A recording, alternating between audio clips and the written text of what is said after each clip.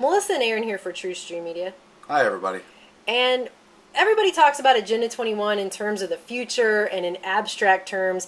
We're doing this report today to show you what it's actually looking like because it's here and it's now. And they've got test cities that are very high-tech, and of course this is all in the name of saving the planet and saving resources. But notice almost everything is based on more electricity to surveil you and keep track of data.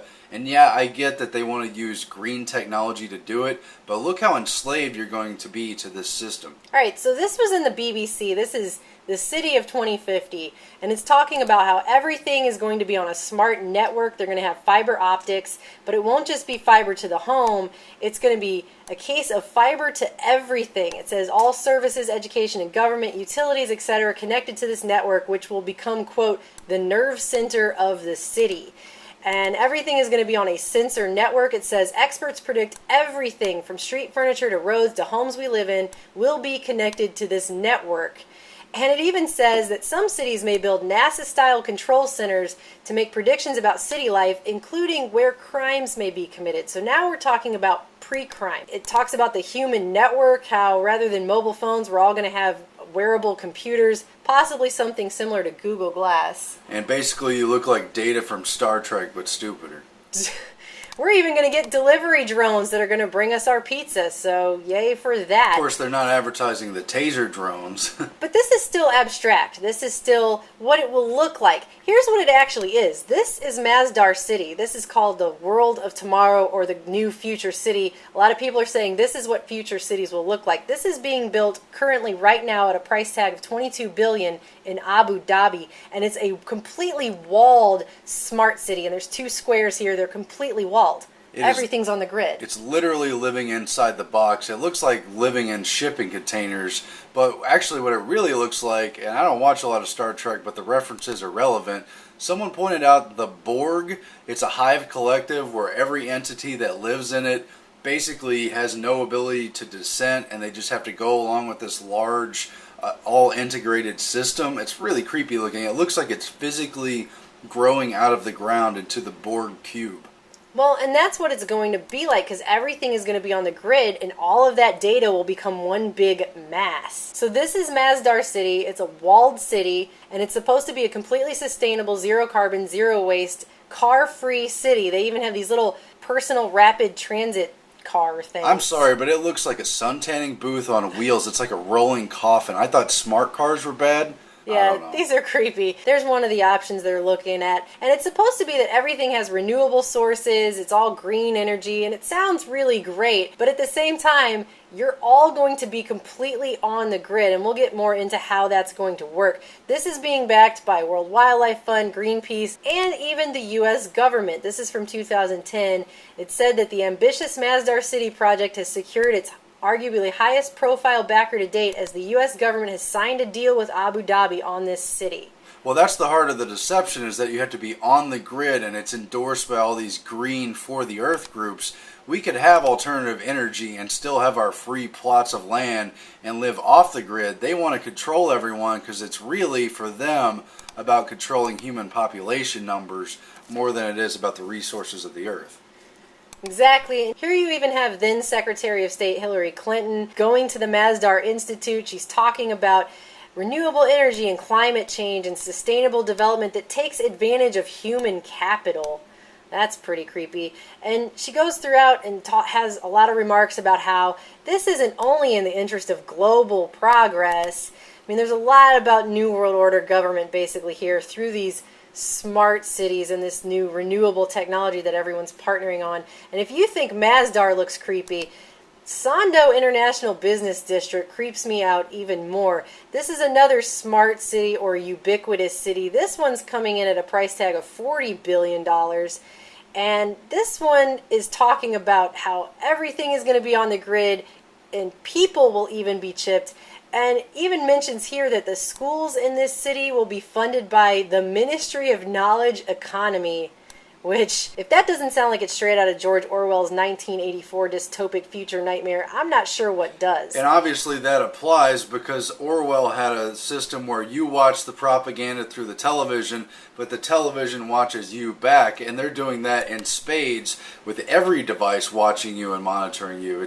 Orwell couldn't have even foreseen this level of control. Well, and it's also part of the Incheon Free Economic Zone. Now, what I find interesting about free economic zones and free trade is that they sound free because of the rhetoric, but they're really trade blocks. And if you're not a partner to the trade block, you can't afford to do business. If you're a regular producer who doesn't produce in the free zone, not only do you pay more for labor and tariffs and stuff, but you don't have the access to the rapid transit and distribution. Not everyone can be Walmart. Exactly. And so this article on smartdatacollective.com talks a lot about Songdo, and this is the world's first city in a box that's going to be ready by 2015, and it's a consortium of partners including Cisco, 3M, United Technology. Cisco's actually behind the other one, Masdar, as well. And it says that it will be a completely connected city where any device, building, or road will be equipped with wireless sensors or microchips. And it says that smart innovations such as streetlights that automatically adjust the number of people on the street. It doesn't mention IntelliStreets, but surely that's what it will be, which are the streetlights that have cameras and recording equipment inside of them. It says all houses in Songdo will be equipped with sensors known as domotica, which will be managed via a large TV in your living room. Next to the homes, there will be telepresence screens at all offices, hospitals, schools, and shopping centers. And it goes on to say everything here is going to be tracked, traced, and chipped. Everything. It says traffic will be measured via RFID tags on cars. They will send geolocation data to central monitoring units. It also says that public transportation will be completely wired. All locations will always be known. It says even when citizens throw away their garbage in the disposal, a chip card will be used, so even garbage will collect data. Then it goes on to say everything, the climate, the energy consumption, leisure activities, water consumption, all monitored by data. Special cameras will keep Songdo secured, while children will wear bracelets with sensors so that kids can be found if they're lost while they're playing. Every single thing within this city is going to be tracked, traced, chipped, monitored, and recorded. And if they have their ducks in order, if it even works, where's the room for any freedom or any dissent in this society? Do you really want to trust the same governments that couldn't be trusted to collect taxes without going after political dissenters as the IRS did with Tea Party, or the companies that have been repeatedly caught charging more for electricity and other utilities because it's the summer or it's a deregulated climate and they could jack up the rates? This is a total surveillance state, and where they've tested this in the UK, they've got stuff that not only watches you, but scolds you and barks at you if you're found with antisocial behavior, or if you don't throw away garbage, or if you're a suspected pre-criminal. Yeah, they're already not letting kids climb trees in those communities. You think they're going to be letting anybody do anything out of line here in this new smart grid with pre-crime built in? And so you've got that. You've got these things going into cities as well. This is IBM had built this in Rio de Janeiro. It's an intelligence control operations center, intelligent control collective, whatever this is. And basically you have these people in these white jumpsuits. It looks very much like THX 1138. And they sit in these giant rooms with computer screens everywhere and this huge bank of monitors that's monitoring all aspects of the city in real time. And they just sit and churn out the data. And it says here that the number of things connected to the internet is expected to reach 50 billion by 2020. And that basically it'll be an internet of things that goes one step further by not only integrating machines, people, ERP, CRM, and social networking systems, but also analyzing and using all that data. And I think what's going to end up happening is it's probably not even going to be people in creepy jumpsuits in here. It's probably going to just be completely monitored by a computer and completely autonomous. And again, they're not only going to monitor your person, your refrigerator, your toilet, even your toaster, but they're going to fine you if you use too much. They're going to scold you or rebuke you, or they might just cut off your authorization altogether. And that's pointed out actually in this article. the quantified city, where they're talking about these new smart cities with smart sensors. And it says that, local governments might give us a tax break for taking shorter showers or leaving the refrigerator door open less often. And while that's true, they could be doing that with one hand. The other hand could also be swatting you with fines if they think you're using, too much water, too much electricity, anything.